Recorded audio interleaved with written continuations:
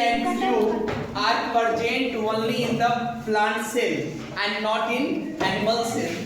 Part E takes part in the food making process, whereas part Q gives shape and support to the plant cell. Parts P and Q are.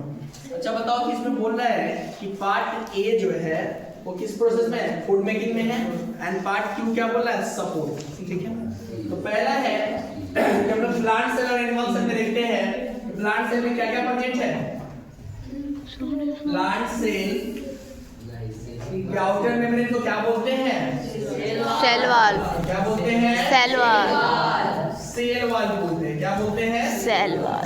Cell wall बोलते हैं. क्या बोलते हैं, cell wall. ठीक है, cell wall बोलते हैं. ये क्या करता है, फिक्स शेप देता है. क्या देता है, फिक्स शेप. और वही एनिमल सेल को हम लोग रेगुलर बोलते हैं. रेगुलर होता है और इसके ऊपर सेल वॉल नहीं होता है. रेगुलर इरेगुलर बोल सकते हैं. इसमें क्या होता है, सेल मेम्ब्रेन होता है. क्या होता है, सेल मेम्ब्रेन. Cell membrane. इसको प्लाज्मा मेम्ब्रेन भी बोलते हैं. क्या बोलते हैं, प्लाज्मा मेम्ब्रेन. अब ये कैसा होता है, सिलेक्टिवली परमेएबल मेम्ब्रेन होता है.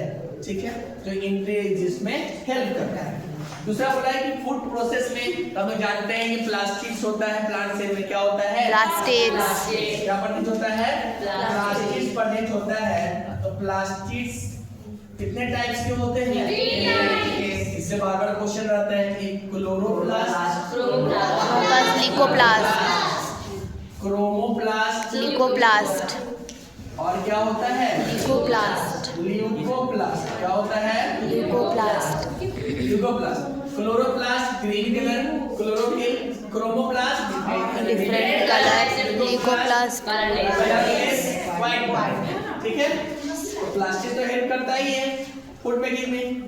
दूसरा क्यों बोल रहा है कि सेल मेम्ब्रेन, तो सेल मेम्ब्रेन तो प्लांट सेल में नहीं होता है.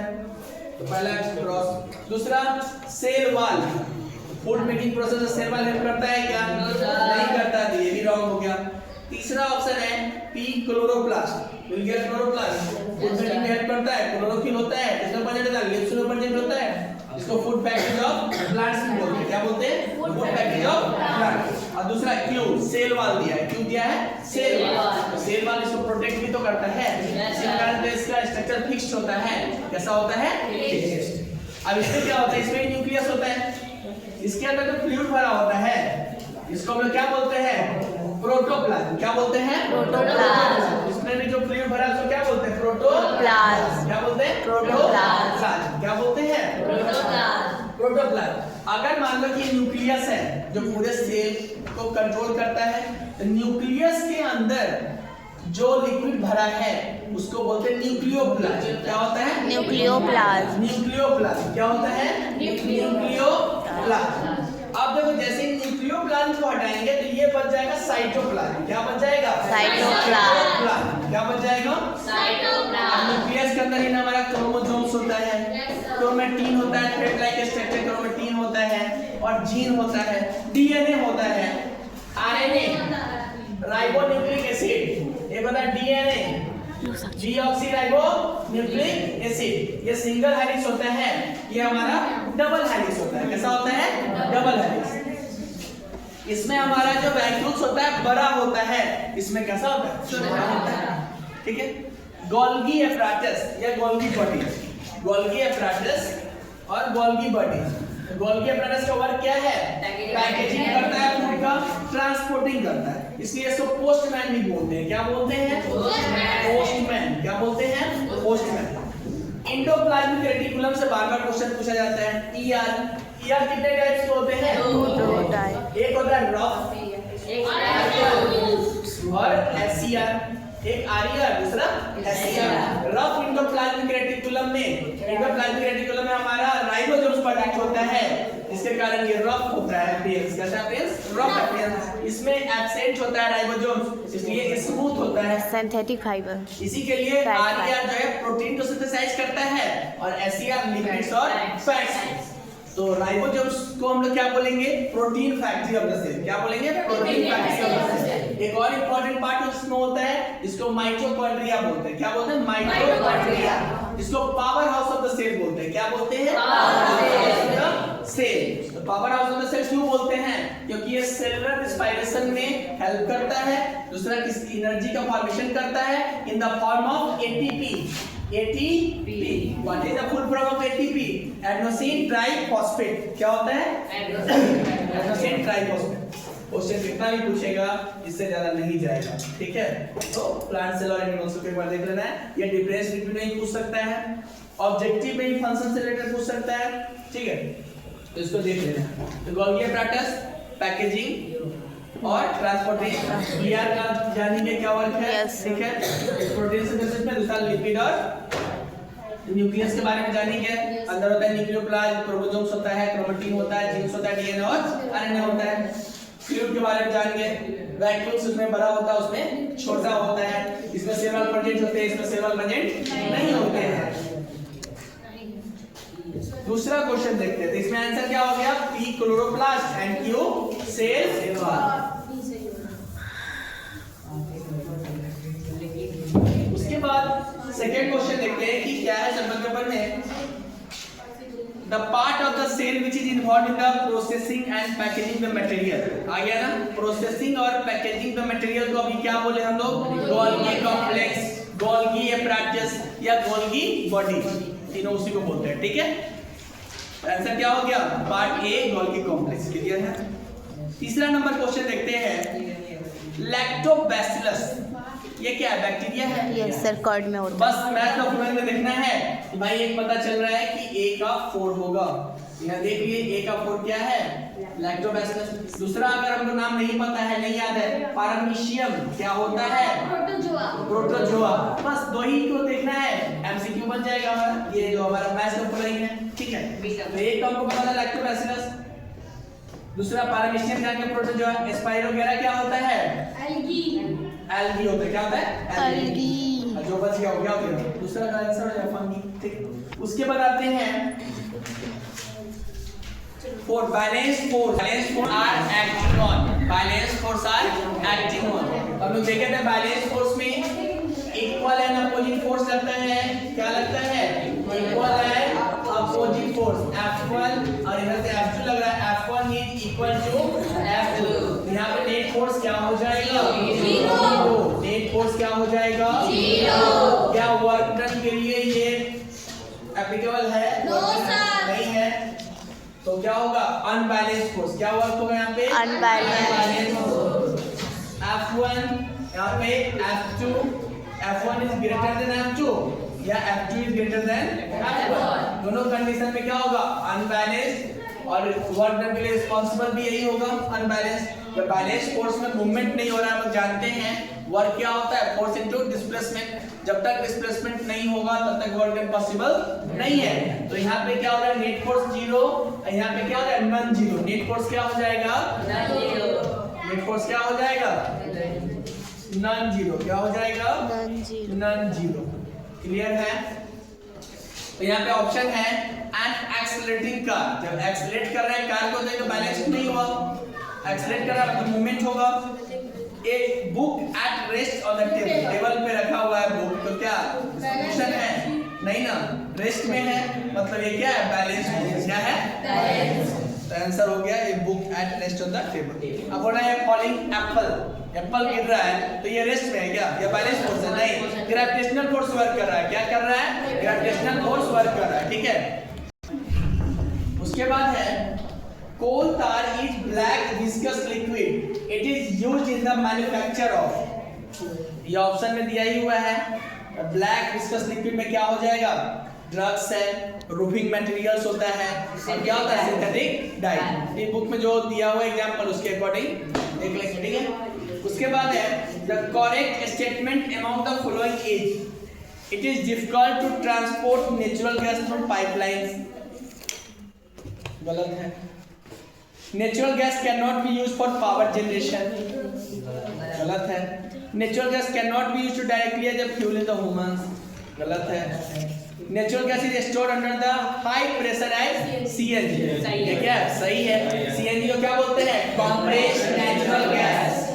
पीएनजी को क्या बोलते हैं? Piped natural gas. एलपीजी को क्या बोलते हैं? Piped petroleum gas. Next, the harmful effect of the fuels can be reduced if we, अब देखिए यहाँ पे ऑप्शन दिया है use non renewable source of energy, गलत है, चलो ठीक है। Slow down the use of fuels like coal and petroleum, सही है। Start using sources like wind, sunlight and the hydrogen, सही है। Increase of the use of wood, wrong है। आंसर क्या हो जाएगा? 2. फिर आते हैं the device that uses of convex lens to focus light, to focus light. तो कन्वेक्स लेंस में कंडीशन बताए थे ना, मैग्नीफाइंग ग्लास वाला बताए थे कि कन्वेक्स लेंस है, अगर मान लो कि यहाँ f1 है, इससे पहले जब भी रहेगा कैसा नेचर होगा इसका? रियल और इन्वर्टेड, रियल और इन्वर्टेड। तो मैग्नीफाइंग ग्लास में के लिए हम लोग कितना डिस्टेंस ले जाएंगे? मिनिमम डिस्टेंस ले जाएंगे, फोकस से कम, फोकस से फोकस से कम। तो बताओ कि यहाँ पे क्या होगा? f1 से जैसे नीचे आएगा क्या होगा? वर्चुअल, वर्चुअल और डायरेक्ट। तो मैग्नीफाइंग ग्लास से देखेंगे, दूर से देखेंगे तो सब कुछ उल्टा दिखेगा, पास में जाकर देखेंगे तो क्या होगा? सब सीधा और बड़ा दिखता है, ठीक है। यहाँ पे ऑप्शन क्या क्या है? Flash light, wrong. Pin hole viewer, नहीं, उसमें तो रियल इन्वर्टेड होता है। पिन होल कैमरा 7 क्लास से पढ़े हैं ना? Yes sir. उसके बाद है मैग्नीफाइंग ग्लास, मैग्नीफाइंग ग्लास क्या हो रहा है? फिर है sound is produced by vibration, correct statement among the following are. देखो करेक्ट स्टेटमेंट वाला जब भी क्वेश्चन होता है हमको चारों ऑप्शन को पढ़ना होता है, क्योंकि हो सकता है कि 2 सही हो, 3 सही हो, 4 भी सही हो सकता है या 1 भी सही नहीं हो सकता है, ठीक है। तो जब भी करेक्ट स्टेटमेंट है उसको अच्छे से पढ़ना पड़ता है। तो correct statement among the following are sound is produced by vibration, correct है। Sound requires medium of propagation, correct है। Solid, liquid and gas. Light and sound both require the medium for propagation, गलत है। गलत है, क्यों गलत? Light vacuum में travel करता है, लाइट वैक्यूम में ट्रैवल करता है। स्पीड ऑफ लाइट क्या होता है? 3 8 मीटर पर second and 3 into 10 to the power 5 kilometre पर सेकंड, क्लियर है। तो ये थर्ड नंबर क्या है? गलत है। Sound travels slower then light, सही है। इसी कारण तो लाइटनिंग थंडर क्या हम लोग देखे हैं कि लाइट पहले पहुंचता है और थंडर बाद में। Speed of light is greater than speed of sound, ठीक है। उसके बाद आते हैं नेक्स्ट,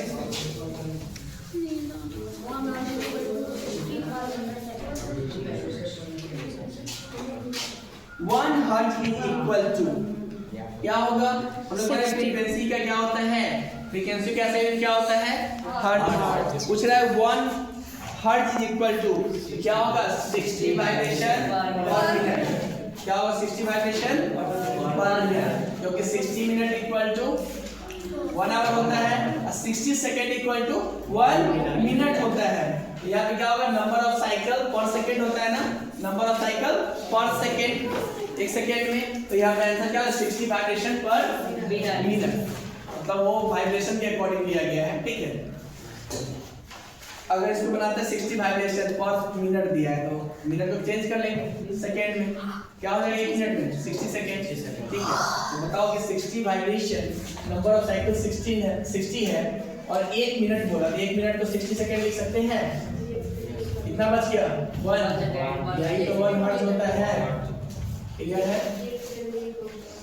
फिर है next, the property that makes Teflon suitable for coating non stick cookware is. तो it is a good conductor of heat, नहीं होगा, ठीक है। It is a very reactive, गलत है। इट इज इजीली बायोडिग्रेडेबल, नहीं, क्या? It does not stick to, ये right answer. Plastics are widely used because of their light weight होता है प्लास्टिक्स और ड्यूरेबिलिटी ज्यादा होता है, इसमें हाई कॉस्ट तो नहीं होता है, रिएक्टिविटी वाटर तो नहीं होता है और बायोडिग्रेडेबिलिटी। अब है कि रिया saw a hen laying eggs and cow giving birth to calf. She wanted to know how their ways of the reproduction are different. Her teacher explained that. तो अभी बताया ना जस्ट कि ओविपोरेशन, प्यूपोरेशन। तो भाई जो यंग वंस देता है उसको हम लोग क्या बोलते हैं? विविपोरस, विविपर्स और ओविपर्स क्या होता है? जो ए, तो बताओ आंसर क्या होगा? हुआ विविपर्स एंड द आंसर ओविपर्स। लेकिन जो आपका कौन सा है? फिर है while observing 3 slides under the microscopes, Arjun observed in the first slide a single organism was splitting into 2 equal parts. In the second slide, an organism had many nuclei and suddenly burst into several new individuals. In the third slide, a teeny outgrowth formed on the surface of the cell that the latter separated. उस दिन हम दिखाए थे आप लोग को amoeba का binary fission, ठीक है? तो यहाँ पे ऑप्शन है बाइनरी फिजन किसमें होता है? अमीबा में। किसमें होता है? अमीबा में बाइनरी फिजन होता है। मल्टीपल फिजन किसमें होता है? प्लाज्मोडियम में। किसमें होता है? प्लाज्मोडियम में। एंड बॉडी किसमें होता है? हाइड्रा में। ठीक है, तो हम लोग ये तीनों तो नहीं देखे थे। अमीबा का हम लोग देखे थे, उसमें क्या था? कितना पार्ट में टूटता था? 2 इक्वल पार्ट्स। इसमें ऑप्शन देखो कौन सा है? Binary fission, amoeba, multiple fission, Plasmodium and the body hydra. Next, when Rita turned 12, she began to notice the following change in her body. अच्छा, turned 12. अच्छा, 12 age पे जाना है. Increase in height, onset of menstruation, appearance of pimples on the face, the ovaries enlarge and production of ova begins. The question is the change that indicates the onset of the sexual development in Rita. ऐसे puberty में तो बहुत सारा change होता है, height में भी change होता है, ठीक है? लेकिन ये बोल रहा है कि सेक्सुअल डेवलपमेंट के अकॉर्डिंग बताना है। एक हो गया ऑनसेट ऑफ मेंस्ट्रुएशन और उसके बाद क्या हो गया?